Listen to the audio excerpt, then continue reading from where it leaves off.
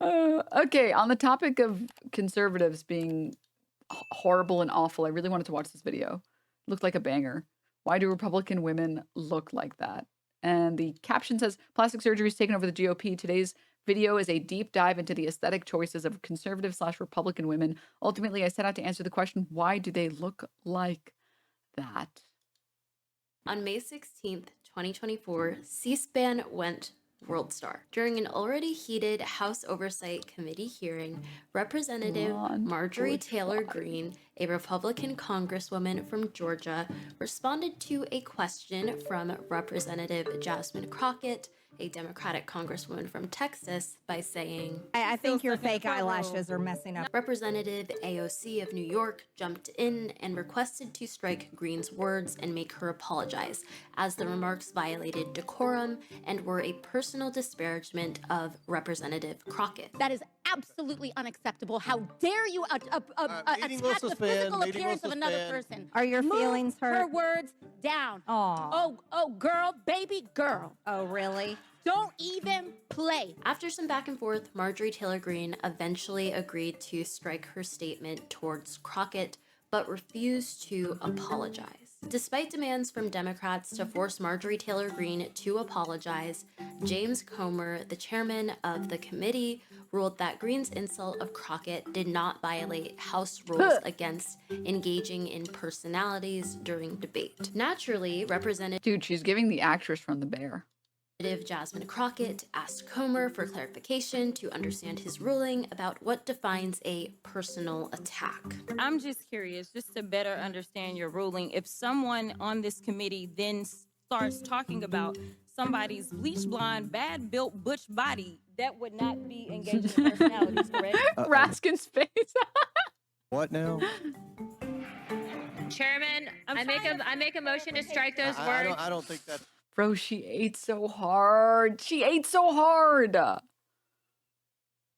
She ate. Oh my God, dude. Hold on. I'm trying to find clarification on what qualifies. Chairman, motion to strike no those idea words. what you just said. It was the clapback that shook the halls of Congress and soon the internet. I'm just curious, just to better understand your ruling, if someone on this committee then starts talking about somebody's bleach blonde, bad built butch body, bleach blonde, bad built butch body. Oh, what now? Bleach blonde, bad built butch body, baby girl. In a matter of days, Crockett's words went viral. It spawned remixes, merch, and even an SNL parody, as well as a number of media appearances. While the clapback was funny and witty, it resonated because it was true, and nothing is worse than someone telling you exactly who you are. What stood out to me about this showdown was the fact that it began because a conservative, far-right Republican woman insulted a liberal Democratic woman for her display of femininity, long false eyelashes. Historically, conservative critiques of liberal women's appearances involve targeting their looks due to a perceived lack of traditional femininity. Look, I gotta say this, and I know someone's gonna probably troll me on this, but show me. Liberal women tend to be some of the ugliest women I've ever seen. And I'm serious. I mean, zero makeup. Well, they take no pride in their.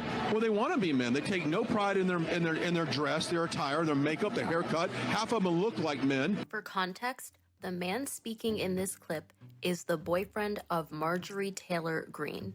The man speaking in that clip is the boyfriend of Marjorie Taylor Greene. That's all I'm gonna say. Representative Jasmine Crockett is a traditionally feminine presenting woman. She's got a face full of makeup, false eyelashes, long hair, and isn't afraid to wear pink. Her aesthetic aligns with conventional markers of femininity. So, why did Marjorie Taylor Greene make a derogatory comment about her appearance? First and foremost, Greene is a known instigator and bully, but there's some subtext. Conservatives tend to have essentialist views on gender, so they believe femininity is inherent to a woman, and this translates into the feminine aesthetic they idealize, an aesthetic in which a woman's femininity should be apparent but never distracting. And that's where, in the mind of Marjorie Taylor Greene, Jasmine Crockett went wrong. Her lashes were apparently too much. In my opinion, it looked fine. It fit in with her face. It didn't look like she was wearing Furbies on her eyelids. Like, it just looked like she was doing a full beat. Looked appropriate to me. But traditionally feminine aesthetics are as much about whiteness as they are about womanness. So these people will always find something deviant about a black woman's performance of femininity. When a white woman does it, it's trendy and cool. When a black woman does it, it's unacceptable and ghetto. Hence, Green was quick to insult Crockett's appearance when she had never commented on the appearance of other colleagues. For example, Representative Lauren Boebert, a Republican congresswoman from Colorado, has feuded with Green in the past. She wears makeup, clip-in hair extensions, and lashes, but Green never used those physical embellishments as a point of attack. Why is that? 1, racism, but 2, Republican women kind of just look like that, which is what I want to explore in today's video. And here's why. After the election, my TikTok For You page was full of people pointing out that many prominent influencers had been awfully quiet after. I'm going to say I saw a tweet. Manly, thank you for the prime. I saw a tweet that said something like, in reference to a photo of Sabrina Carpenter, it said, this is what beautiful white women used to look like before they started trying to look black. And that was the most accurate tweet I have ever seen in my life. Because I have to say, it's so, oh man, dude, oh. The Ariana Grandes of the world, it's just, the Kim K's of the world, or rather the Kylie Jenners of the world. Oh my God, dude. Oh my God. After Trump's victory. Speaking as an influencer, a lot of your favorite influencers are fucking embarrassing and fucking pathetic. To be a woman in America with a huge fucking platform and a huge audience and post nothing yesterday. People were disappointed that their favorite female influencers seemed indifferent about the results of an election where women's rights to bodily autonomy were on the line. Or worse, they voted for the person who has been actively taking those rights away. While some were shocked and upset that these women with huge platforms didn't speak up, many were equally disappointed, but they weren't surprised. I'm not a great judge of character. I wasn't following Trump supporters. The amount of people I'm seeing being like, I had to unfollow so many people. What? You mean you can't see it in their eyes? The windows to their desolate abyss of a brain? They have a face and racist hair. I am so unsurprised whenever I hear that these influencers voted for. I already knew that. I already knew. And listen, I'm not. I am shocked. My favorite influencer is a Trump supporter. The influencer in question. And it's that one cursed Miley Cyrus photo. But like with saturated yellow hair and saturated blue eyes. Listen, I'm not trying to drag people's appearances for no reason, but this has to be studied because there is a certain Republican look. How right-wing people always love to hammer home the whole blue hair feminist stereotype. All of you bitches look the same. Really, all of you bitches look the same. You have the same bad bleach job, micro-link extensions hanging out the back of your head, and the perhaps worst spray tan I've seen in my entire 22 years on Earth. Why do so many of them get like the nasty spray tan? That's the one that I don't understand the most. I've never understood the like bleaching your hair because you need to have the Aryan Blonde 064 shade to the point where your hair can't handle it and it fucking starts falling out. So you have to add these fucking bleach blonde hair extensions that look like shit. That one I've never understood either. Like, I'm sorry. Here's the reality. Here's the truth, okay? Not everyone is treated equally, follically speaking, okay? Some people are luckier than others. It's just the truth. It's just the truth. and it must be said. He's bald. I love this Northern Lion emo. Okay? And it's about realizing what you got and working around it. All right? Okay? All right? And if you're follically challenged, especially if you're follically challenged as a woman, and your hair is kind of thin, and it doesn't grow very fast, and it's very porous, and bleaching it will significantly damage it, maybe you shouldn't do that. Okay? Maybe. You play towards your strengths. All right? Fraser, thank you so much for the Prime. Thank you. Thanks. I've never understood why so many conservative women insist on having blonde hair, even in instances where it would destroy their hair to maintain the blonde. Talking about me again. Nesua. No, Nesua. No. I'm only talking about you when I post this.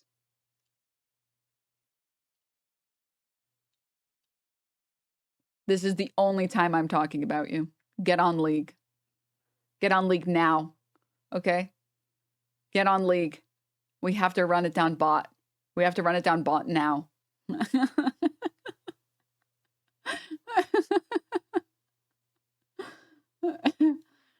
Oh gosh. Anyways. Like, I'm sorry. I'm gonna be honest. Marjorie, you need to stop bleach blonding your hair. It's not good. Your hair doesn't have the strength. You're cooking your hair. You're cooking it. Stop. Stop frying your hair. You're not going to have anything left. It's all going to fall out. Stop cooking it. Stop. And the other thing, this one I understand even less. Why the spray tan? Why the nasty spray tan? She looks like Asmongold in this. She does, dude. Stop. That's white culture. Leave her alone. I'm ready to end. Why does she look like the Cynthia doll from Rugrats?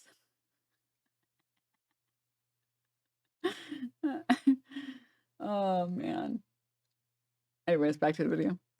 And also, none of you can do makeup to save your fucking life. Is that a requirement to be a Republican? Straight up, Lauren Boebert, I've said it since day one. Why does she Sharpie her eyebrows? Why does she Sharpie them on? We have the technology that you don't need to Sharpie your eyebrows on anymore, girl. You don't need to. We have microblading now. We have the technology. I'm trying to find a picture where they aren't covered by her glasses. Like, these are demons, people. These are demons. What are you doing? What is happening?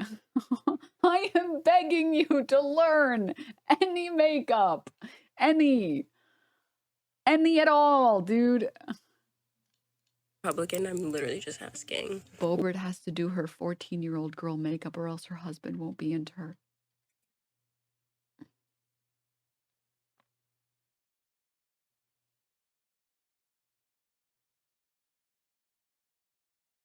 Why do they all look like that? Of course, this is a generalization. Not every Republican woman looks the same, but the prominent ones tend to favor this aesthetic, which includes long layered hair, Canadian Garrett, welcome back. Joel, thank you for the gifts.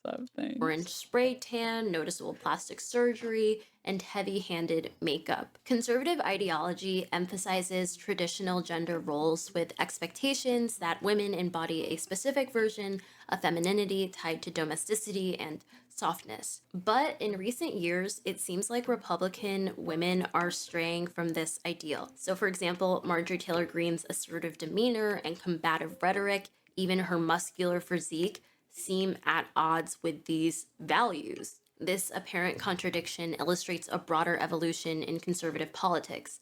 Green embodies a form of what some scholars call conservative feminism, where women assert power without adhering to traditional ideals of female passivity or submissiveness. It shows that conservatism, even while promoting traditional values, can accommodate and elevate women who break gender norms in pursuit of influence. In this pursuit of influence, they are sacrificing the soft disposition that conservatives value in their women. So it seems like they try to overcompensate for that lack of femininity in their physical appearance. So in today's video, I want to explore the Republican. And my favorite part about the Conservative Party, I guess, is the cope that liberal women look ugly. Like, they need to keep telling themselves that. Like, to stomach the fact that this is what their people look like. This is what the conservative women look like. Joel, thank you so much for the 10 gift subs. Thank you. And the worst part about it, too, is like, all of these are active decisions. Like, Lauren Boebert is not ugly. She does a bunch of things almost like to make herself look ugly. Like the spray tan. Why? It doesn't look good. It doesn't look good. The Sharpie eyebrows. Why? It doesn't look good. It doesn't look good. The fucking box, the black box dye. It doesn't look good. Why? Why do it? Why? I don't understand. I just don't understand. Woman aesthetic and why prominent Republican women present themselves in certain ways that both reflect and contradict conservative ideals of femininity.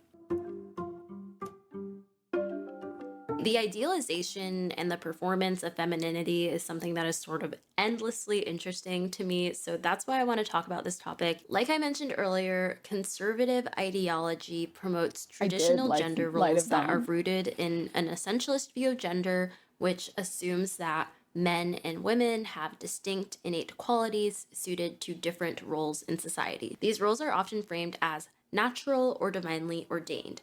For women, this comes with expectations of modesty, domesticity, and softness. Conservative ideals often promote the idea that women should dress and behave modestly to convey respectability and femininity. Outfits should be polished but not too revealing, and the same goes for demeanor. Women are encouraged to be polite and not overly assertive, which is seen as unladylike. Women are expected to embody traits like kindness, gentleness, and emotional warmth.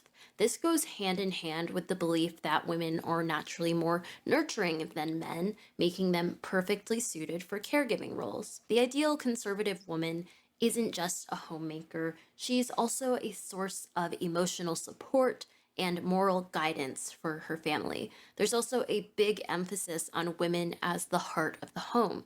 The ideal conservative woman is often portrayed as a dedicated wife and mother, putting her family's needs above her own. Careers and ambitions outside the home are fine, but they are often framed as secondary to family responsibilities. A lot of these ideals come from the Bible, where men and women are seen as having God-given roles that complement each other. In Christianity, women are often encouraged to submit to their husbands, while men are expected to lead. On top of that, there's this nostalgic appeal to a past where traditional families were seen as the backbone of society. In conservative thought, sticking to these roles helps preserve stability and order. Fun fact, that is why there is no universal childcare. Reagan didn't want that because he felt like it would make the US a communist state and erode the nuclear family. Ironically, many prominent conservative women in politics and media don't fully fit this mold. They're loud, assertive, and often combative. Don't let the Democrats take you for granted. Don't let them step on you. Okay. Whatever that means. Yet they still lean into traditional feminine aesthetics, polished hair, makeup, dresses, to maintain an outward appearance of adhering to these ideals. This creates a bit of a paradox. Conservative women in leadership often borrow traits traditionally associated with masculinity to thrive in male-dominated spaces. but they attempt to balance it by presenting themselves in a way that aligns with conservative expectations of femininity. And sometimes it's pretty damn weird. Look no farther than Republican Congresswoman Katie Britt's speech in response to Joe Biden's State of the Union. Good evening, America. My name is Katie Britt, and I have the honor of serving the people of the great state of Dude, is anyone else getting Get Out vibes? Alabama in the United States Senate. However, that's not the job that matters most. I am a proud wife and mom of 2 school-aged kids. My daughter Bennett and my son Ridgway are why I ran. Fucking stupid ass names. I'm sorry. For the Senate. I'm worried I'm about their sorry. future. Ridgway? Ridgway? That's what you named your son? Ridgway? Bennett and Ridgway? Your daughter Bennett and your son Ridgway? Christ. And the future of children in every corner of our nation. President Biden just doesn't get it. He's out of Angela touch. Davis talks a lot about this in women, race, class, and how women belong in the house. Caring for the family stuff wasn't around until the Industrial Revolution took away jobs that women did. Candle making, textiles, etc. Happy Thanksgiving. Happy Thanksgiving. Thanks for the history lesson. Okay, guys, thank you for the 5 months. Also, hi, Salty Sandals. She scares me so much. I feel like there's body parts in her fridge or something. Dude, she gives me this, like, uncanny valley, dude. I'm scared. Mom, come get me. I'm scared. His administration, families are worse off. Our communities are less safe. And our country is less. Dude, she has, like, this, like, soul-sucking stare. Less secure. Why are watching hostage The country we LUL. know and love seems to be slipping away. And it feels like the next generation will have fewer opportunities. It's like she remembered. She's like, oh, yeah, I have to blink like a human being. See? I'm blinking like people do. Legendary super lesbian. Thank you for the gift sub. And less freedoms than we did. This is the United States of America. And it is past time, in my opinion, that we start acting like it. Oh my God. Meanwhile, oh my the God. Chinese Communist Party is undercutting America's workers. China is buying up our farmland, spying on our military installations, and spreading propaganda through the likes of TikTok. You see, the CCP knows that if it conquers the minds of our next generation, it conquers America. As one commentator put it, this video feels like a Black Mirror episode, and I couldn't agree more. It's like she's being held hostage in a staged IKEA kitchen, and if she doesn't read this message, she'll get kicked off the board of her HOA. It's also insane to hear a well-off politician whose husband is a former NFL player talk about how she's scared for her children's futures because they'll have less opportunities. Yes, because children of politicians and athletes famously struggle to find opportunities. The whole thing reeks of pandering. She's trying way too hard to come across as this empathetic, concerned parent who's just like the rest of you. I shop at Walmart and drive the kids to soccer practice in my Cybertruck. And listen, I know it's not easy to come across as natural when you're reading off a teleprompter. I know that because I'm reading off a teleprompter right now. But the awkwardness in this video can't just be attributed to a teleprompter. It truly feels like Katie Britt is trying to come across as someone she is not. A regular, middle-class mother. It makes sense that she's trying to lean into this character because Americans are much more receptive to mother candidates rather than their childless peers. As we've seen, ultimately, Britt came across as trying way too hard. Like, even the names of her They skipped the part where she looks like she's gonna laugh while graphically describing sexual assault. Excellent. Good normal behavior from normal people. children sounded fake. Hi, Dembo. May we have Wormy on this Thanksgiving Day? Maybe we will have Hi, a Demo. Wormy appearance. May we have a Wormy on this My Thanksgiving daughter Day? Bennett and my son Ridgway. And if those are fake names, Thank God, Bennett and Ridgway would never be able to find a customized keychain at a theme park gift shop. The point is, this video is a good example of what it looks like when conservative women politicians try to overcompensate their femininity and softness. It starts to become uncanny. I could see a world in which a GOP staffer convinced Katie Britt to wear an apron and pat a pinch of flour on her nose to lean into that suburban mom relatability. I found a really great piece from the Columbia Political Review titled The Fashion of GOP Politics by Priya Shah, in which she analyzes the aesthetic of conservative women politicians. In her analysis of Katie Britt's outfit, she writes, "For female Republican politicians like Britt, their clothing selections show their ability to enact change through their office that is not too radical to engender distrust in men. Britt wore a green-colored shirt, her business casual choice, hinting at her usefulness as a politician.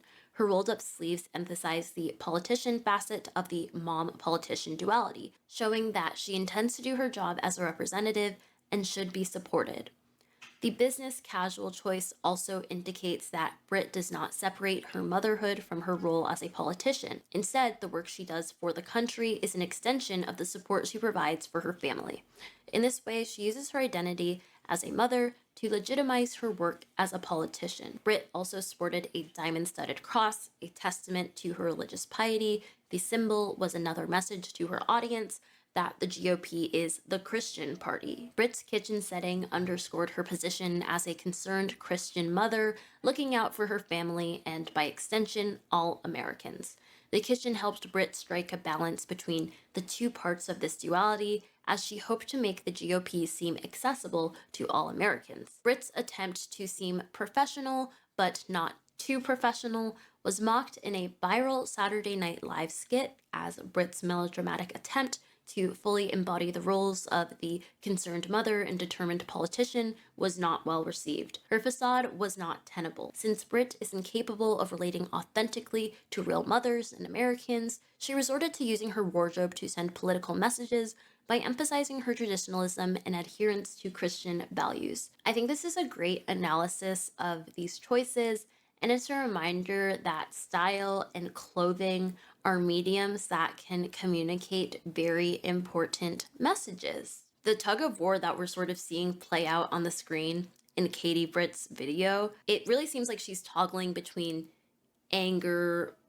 rage, passion, and she's trying to cover it up with this like sugary sweet, syrupy smile and like, I'm just a mom. Anyway, this leads me to the next part of the video, the conservative aesthetic. In 2012, researchers at UCLA found that you can actually tell if someone is a Republican by looking at them, specifically if that person is a woman. They used a computer program called FaceGen Modeler to analyze the facial features of 434 members of the US House of Representatives. This software compared each face against typical gendered facial characteristics. Then they showed photos of the representatives to undergrads and asked them to guess each politician's political party. They found that Republican congresswomen had more traditionally feminine faces, so much so that their faces were rated twice as feminine as their Democratic counterparts. And the more conservatively these women voted, the more traditionally feminine their features tended to be. So yes, according to research, sometimes you can actually judge a book by its cover. On the other hand, men's faces showed less connection to traditional gender traits. Male Republicans had less masculine-looking faces than male Democrats. But the more feminine a woman's face appeared, the more likely the students were to guess she was a Republican. And they were right 98% of the time. Conversely, the students I gotta hear that again. Feminine a woman's face appeared, faces traditional gender traits. Male Republicans had less masculine-looking faces than male Democrats. But the more feminine a woman's face appeared, the more likely the students were to guess she was a Republican. And they were right 98% of the time. Conversely, the students were far less likely to think a highly feminine-looking woman was a Democrat. Feminine looking does not equal empirically beautiful. While feminine looking faces are favored in our beauty standard, it is not based on science rather than socialization. And I don't really like the idea of measuring people's beauty, but if you are going to do that, clinical beauty, so to speak, is based less on specific feminine features and more about having a face that is equally balanced. Think the golden ratio. The researchers believe that because conservative ideology promotes So Republicans are actually the soy ones? Wait a minute. traditional gender roles, Republican women may feel or be pressured to align their appearance with these expectations. This wasn't the case for men because politics has historically been a male-dominated field, automatically granting men a certain level of perceived masculinity regardless of party. Essentially, male Republicans don't need to look the part the same way that female Republicans do. One of the study's authors, Carrie Johnson, pointed out a bigger issue. Society tends to view competency and femininity as incompatible in women. This puts Republican women in a tough spot. They're expected to project both traditional femininity and political competence, two traits that are often seen as contradictory. In the end, this study highlights not just how we perceive political figures, but also the complicated role gender plays in shaping political identity and public expectations. For Republican women, navigating this landscape means walking a fine line between being traditionally feminine and being taken seriously. Women in politics have had to deal with this forever, but it's become much more pronounced for Republicans ever since Donald Trump took a hold of the party.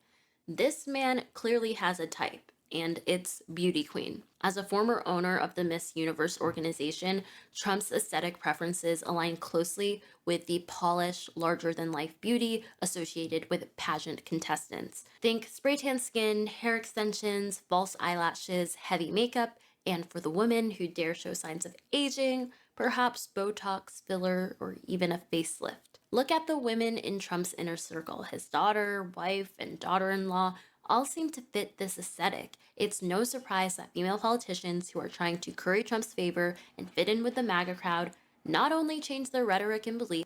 This is also why being a conservative is so fucking easy, because they're just aesthetics above all, and as long as you meet the criteria for aesthetics, you did it. That's it. Congrats. It's also why attractive, like conventionally attractive people on the left make conservatives' brains break. And it's because usually, I mean, you have to understand, to be a conservative, you have to be a little dumb. All right, let's just be real. You either have to be bigoted or you have to be a little dumb. Or fuck it, why not both? And when they are forced to come up with an insult that isn't blue hair, lol, there's nothing left. It's the same reason why people don't know what to do when they fucking talk to, like, Hassan. Like, I mean, you guys saw the interaction that he had with Andrew Tate, where Andrew Tate's trying to, like, insult him and insult how he looks, and he's failing horribly. Or better yet, do you guys remember Dr. Disrespect trying to insult Hassan? He's like, yo, you fat, lol, you fat fan base, lol. It's like, that's the best you can come up with.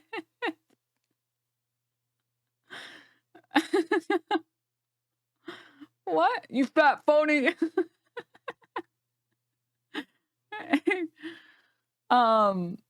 Yeah. Or even like myself.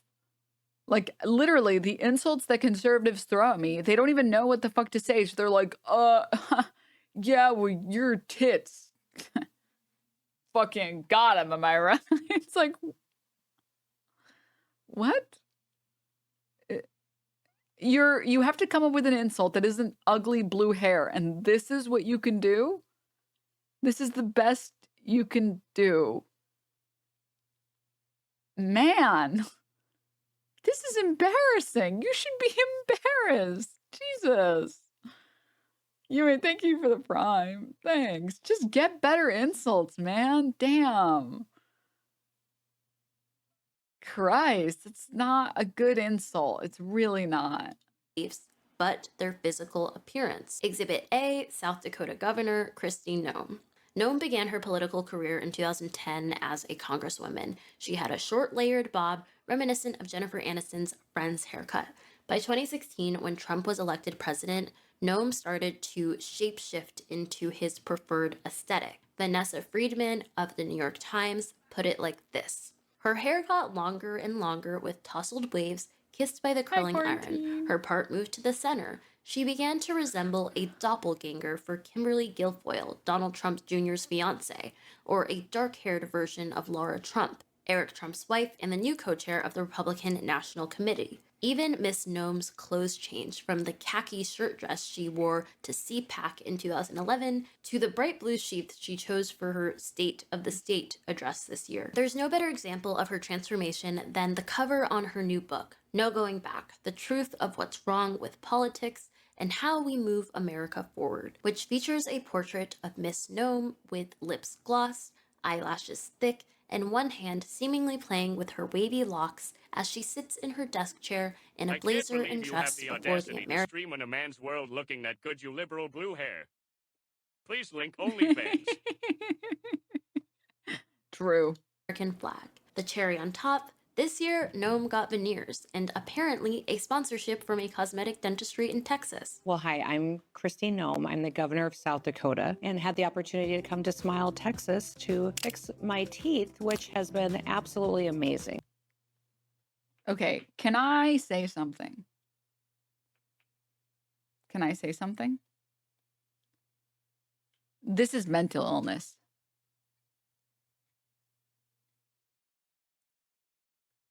This is mental illness.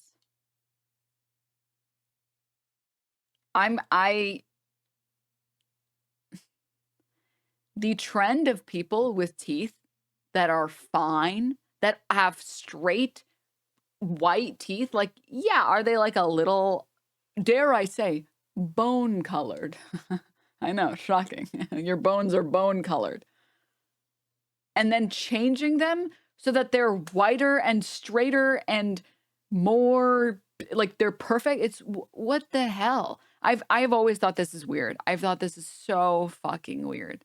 Like, okay, my lighting is very yellow, so my teeth look very yellow right now. But like, are my teeth the whitest they could be? No.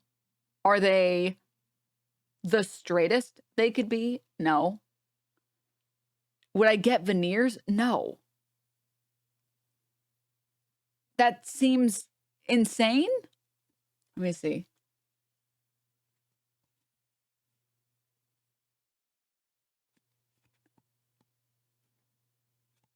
They're a little less than white. I mean, they're bone colored, right? they're bone colored. Like, it's mental illness. It would be mental illness if I went and got veneers. You guys agree, right? I don't understand why people do it.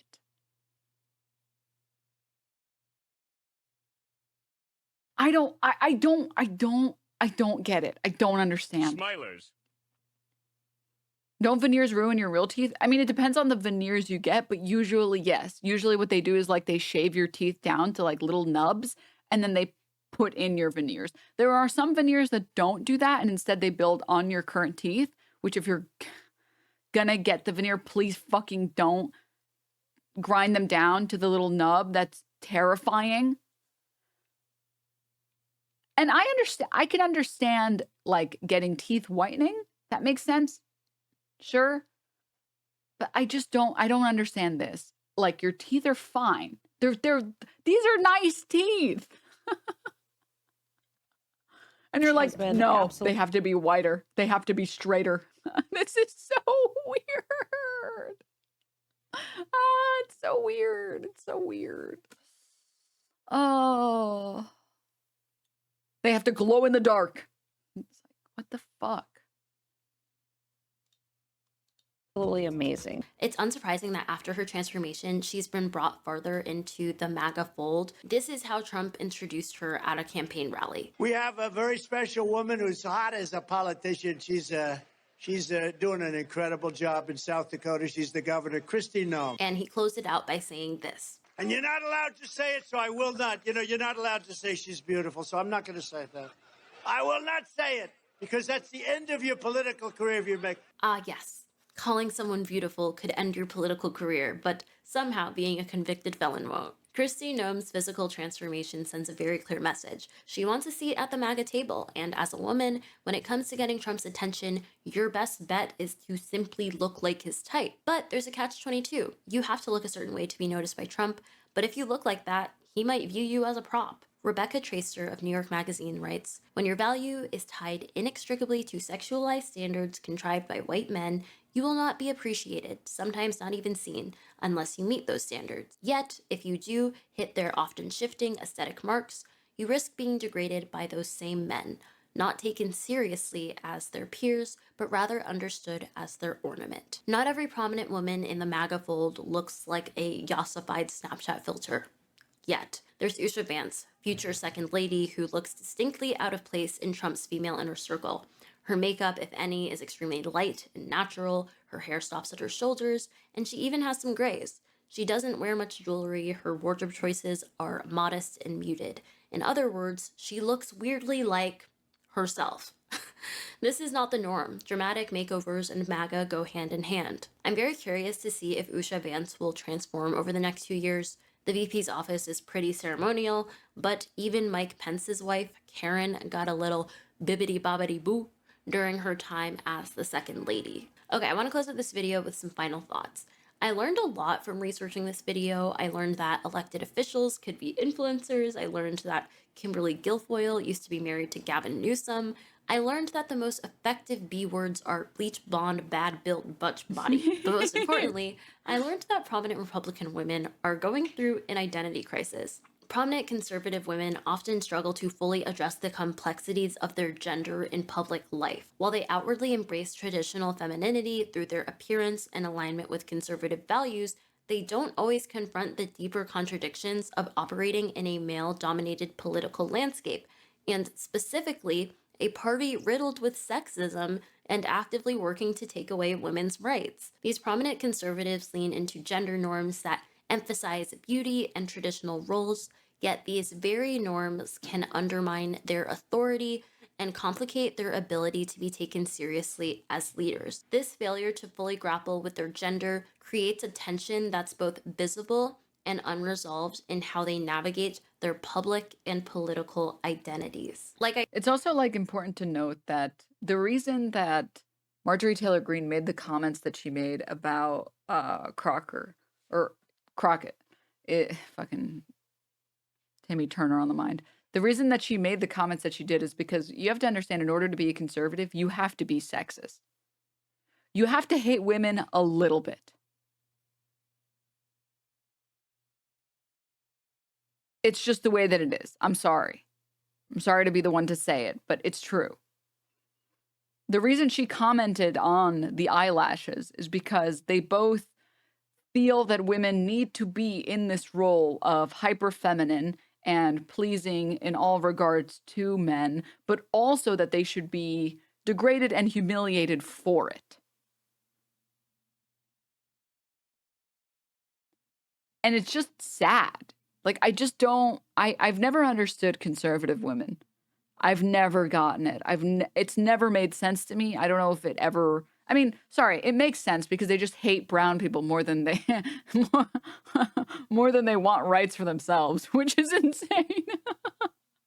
Which is crazy. I have to say, fucking crazy. Very crabs in a bucket type of thing. But I just don't get it. I just don't understand why. They want the sweet, sweet proximity to power. It's just so bizarre to me. I feel bad. I feel really bad for those women. I really do. And then I remember that they're horrible people, and I'm like, fuck, dude.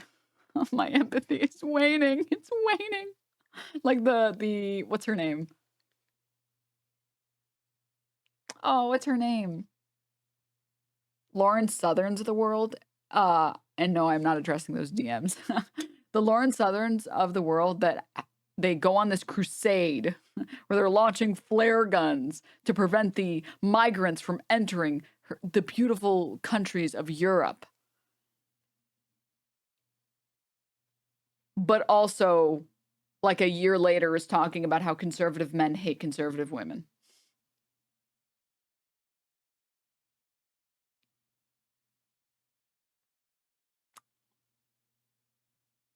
Yeah. No, the leopard's eating party. The leopard's eating faces party. It's eating my face. Oh, man. My mother-in-law thinks that way. It's just a very rigid way that they were raised in, basically brainwashed into being a trad wife. Yeah. Nancy Mace. I mean, Nancy Mace is a whole separate issue. No empathy, suffering of others is sweeter than the improvement of their own lives. I don't... And the weirdest thing about it is, like, when you put it in context, when you recognize that, like, nowhere else would we feel this way.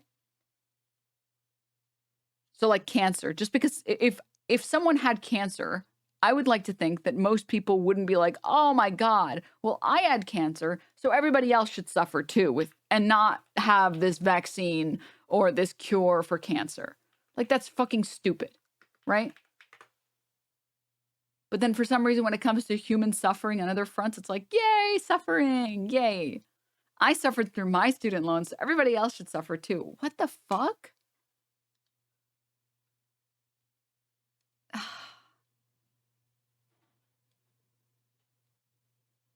Unfortunately, I know some people like that. It's so sad. It's so sad, dude. American culture is so fucked. But you know what, chat? Always remember that as shit as things are outside, at least we now have the me and you emote in chat.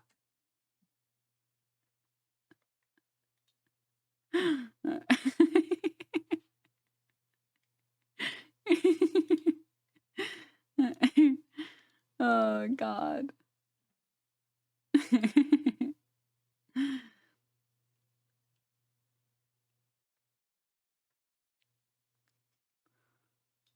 Student loans are a choice. Cancer isn't. You know, in order to get like a higher education, most people have to take out student loans, right?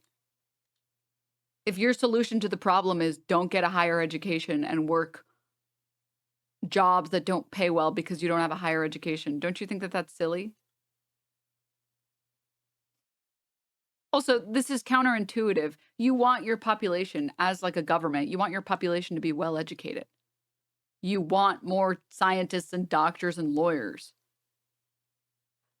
Especially as our country moves farther and farther away from manufacturing. And we get more and more automation. We just don't need physical labor jobs as often. Better education benefits everyone as well? Yeah. So you want to subsidize this. You want to. I'm just... Like, play any Civ game. Or like any city building game. And I promise you, when you don't invest in education, you will find your society falls apart. Just any of those games, I promise you. But Denims, if there's no doctors, then no one is there to tell people they have cancer. So there's no cancer. Just like COVID, smile.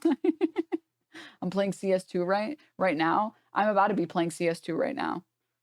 Right as this stream ends, I'm going to go play some CS2. I'm going to get some lunch. I'm going to play some CS2. And then I'm going to go over and have a wonderful Thanksgiving dinner. Guys, I made a beautiful pie. I made a beautiful lemon cream pie with a strawberry compote on top. And not to brag, because I haven't taken this baking class, but I also, I made some shanty cream. Threw that bitch on top. I kind of want to bring it to show you guys, but I kind of squashed it in the fridge because I didn't have a pie container. So don't judge the cream, but it's really good. Let me get it. I'm going to get it so I can show you guys. I make things. One sec. Oh, it actually looks pretty good. Honestly, all things considered, it actually looks pretty good on stream.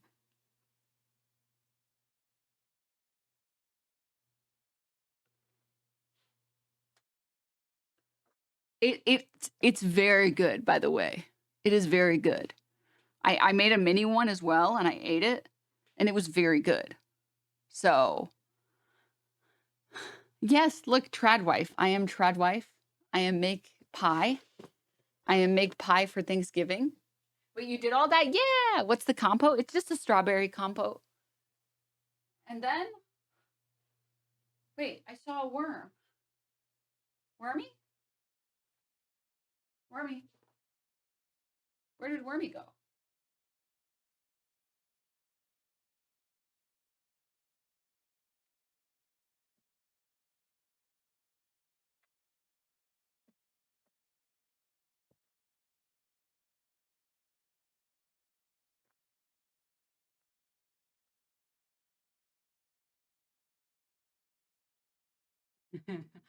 Sometimes she likes to be upside down. Sometimes she doesn't like to be upside down. She don't want to be upside down that time.